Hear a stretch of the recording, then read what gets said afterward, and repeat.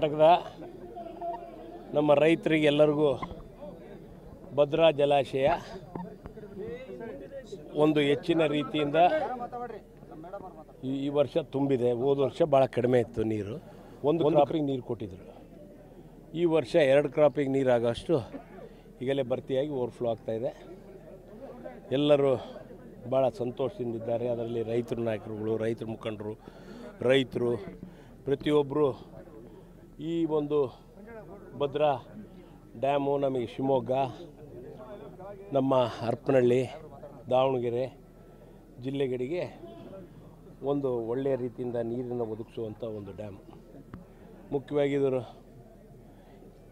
ತುಂಗ ಮತ್ತು ಭದ್ರೆ ಎರಡೂ ಸೇರಿಬಿಟ್ಟು ಮುಂದೆ ತುಂಗಭದ್ರಾಕ್ಕೆ ಹೋಗಿ ಸೇರುತ್ತದೆ ಹೊಸಪೇಟೆಗೆ. ಈಗ ಎಲ್ಲ ಒಂದು ನಮ್ಮ ರೈತರಿಗೂ ಎಲ್ಲರಿಗೂ ಒಳ್ಳೆಯದಾಗಲಿ, ಮುಖ್ಯವಾಗಿ ಒಳ್ಳೆಯ ಬೆಳೆಯನ್ನು ಪಡೀಲಿ ಮತ್ತು ಒಳ್ಳೆಯ ಒಂದು ಅವರಿಗೆ ಬೆಳೆದಂಥ ಪದಾರ್ಥಕ್ಕೆ ಒಳ್ಳೆಯ ಬೆಲೆನೂ ಸಿಗಲಿ ಅಂತ ನಾನು ಈ ಸಮಯದಲ್ಲಿ ಭಗವಂತನಲ್ಲಿ ಹಾರೈಸ್ತೇನೆ. ಆ ಒಂದು ನಿಟ್ಟಿನಲ್ಲಿ ನಮ್ಮ ರೈತ ನಾಯಕರು ಹೆಚ್ಚಿನ ರೀತಿಯಿಂದ ಸಹಕಾರವನ್ನು ಮಾಡಿದ್ದಾರೆ.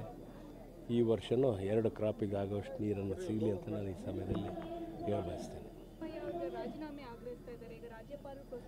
ಎದಕ್ಕೆ ಕೊಡ್ಬೇಕ್ರಿ?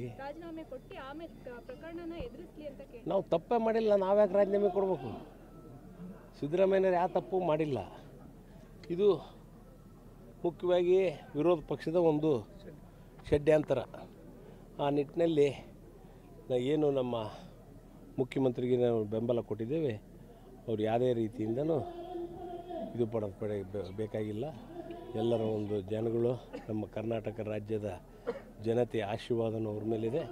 ಇದು ಗವರ್ನರು ಮತ್ತು ವಿರೋಧ ಪಕ್ಷದವರು ಮಾಡಿದಂಥ ಷಡ್ಯಂತರ.